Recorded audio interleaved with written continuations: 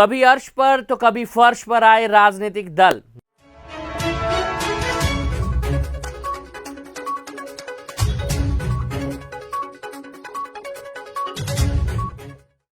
नमस्कार, मैं हूं गौरव और आप देख रहे हैं अनमोल लाइव हरियाणा। हरियाणा के 5.5 दशक के राजनीतिक सफर में कांग्रेस ने सबसे अधिक लंबे समय तक शासन किया।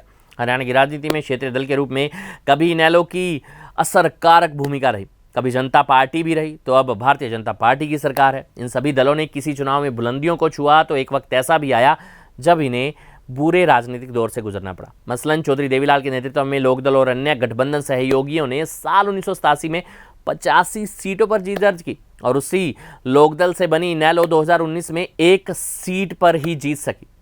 1967 से लेकर लगातार 1977 तक सत्ता में रहने वाली कांग्रेस को साल 1970 के चुनाव में महज 3 सीटें मिली और इसी कांग्रेस ने साल 2005 में 67 सीटों पर जीत प्राप्त की, अपना सर्वश्रेष्ठ प्रदर्शन भी किया। साल 1970 के चुनाव में जनता पार्टी को 75 सीटें मिली और यह आंकड़ा 5 साल बाद 1982 में हुए चुनाव में 1 पर रह गया। दरअसल हरियाणा में राष्ट्रीय राजनीतिक दलों के साथ क्षेत्रीय दलों का भी अपना एक वजूद रहा है। गठबंधन सरकार बनवाने वाली भाजपा 1991 और 2005 के चुनाव में 2 पर सिमट गई।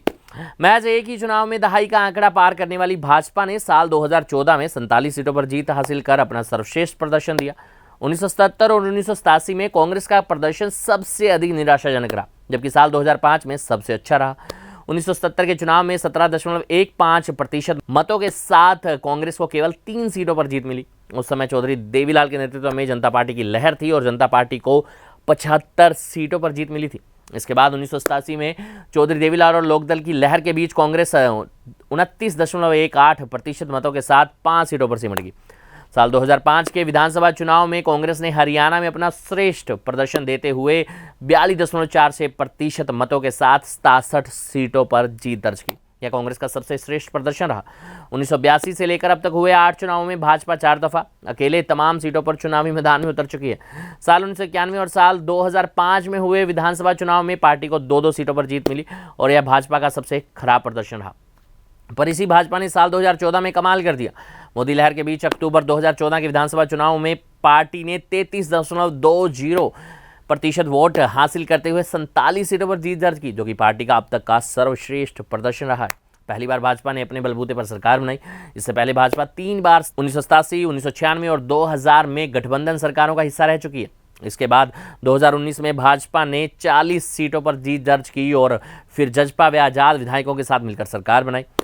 लोकदल से बनी इनेलो 87 से 1 सीट पर सिमट गई। इंडियन नेशनल लोकदल का गठन 12 अप्रैल 1998 में हुआ। चौधरी ओम प्रकाश चौटाला इस दल के मुखिया बने और 1 साल के भीतर ही इनेलो साल 1999 में सरकार बनाने में कामयाब हो गई। साल 2000 के विधानसभा चुनाव में इनेलो ने 47 सीटों पर जीत दर्ज कर अपना सर्वश्रेष्ठ प्रदर्शन दिया।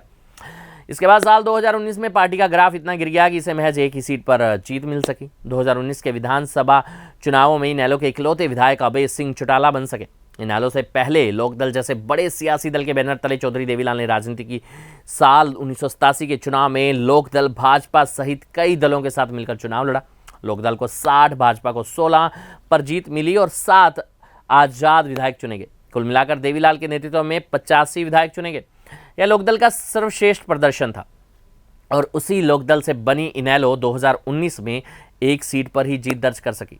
75 में से 1 सीट पर सिमट गई जनता पार्टी। जी हाँ, हरियाणा में एक चुनाव में सबसे अधिक सीटों पर जीत का रिकॉर्ड बनाने वाली जनता पार्टी अगले चुनाव में 1 सीट पर सिमट गई थी। आपातकाल के बाद 1970 में हुए विधानसभा चुनाव में जनता पार्टी ने 75 सीटों पर जीत दर्ज की थी।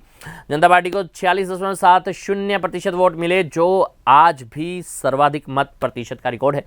इसके 5 साल बाद 1982 के विधानसभा चुनाव में जनता पार्टी 1 सीट पर सिमट गई। हथीन से जनता पार्टी के अजमत खान इकलौते विधायक चुने गए। दरअसल 1970 में कांग्रेस से किनारा करने के बाद चौधरी देवीलाल ने अलग अलग सियासी दलों में राजनीति की।